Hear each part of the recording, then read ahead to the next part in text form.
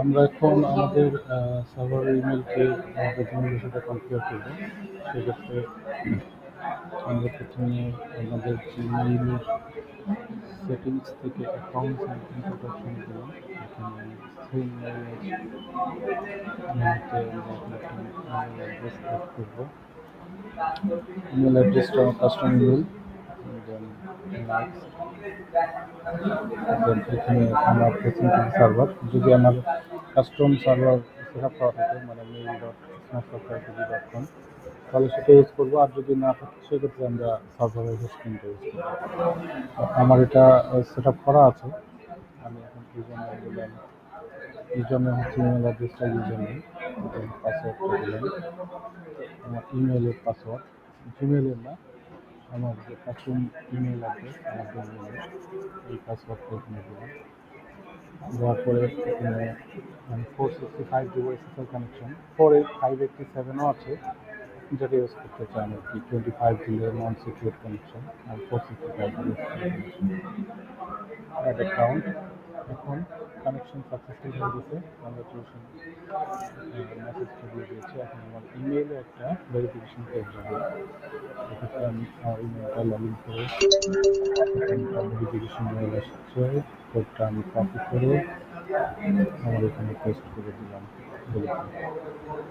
ডান, ইমেলটা সাকসেসফুলি আমার জিমেলের সাথে অ্যাড হয়ে গেছে।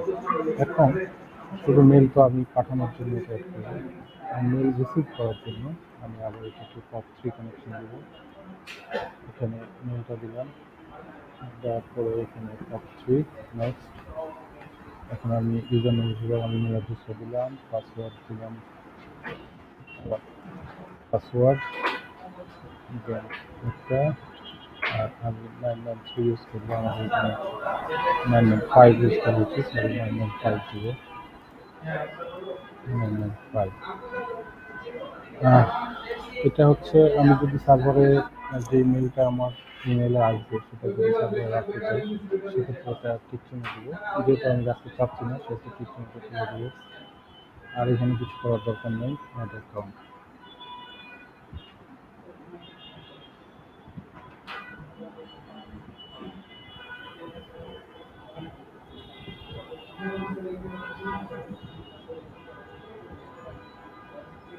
এক্ষেত্রে অনেক সময় একটু সময় লাগতে পারে সার্ভারের সাথে কমিউনিকেশন করে।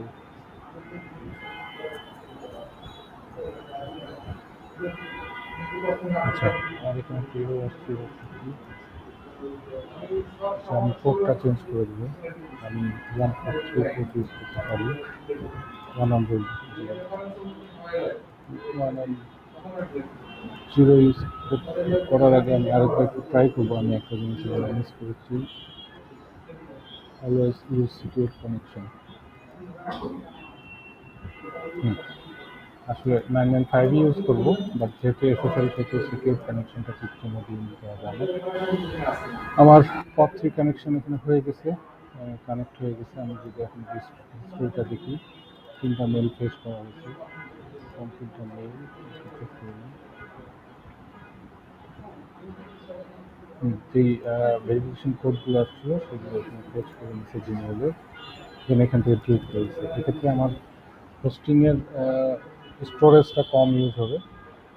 আমার সব মেলগুলো এখানে চলে আসছে সেখান থেকে। আশা করছি এভাবে আপনারা সার্ভারের কাস্টমার মেলগুলোকে জিমেইলের সাথে ইন্টিগ্রেট করতে পারবেন।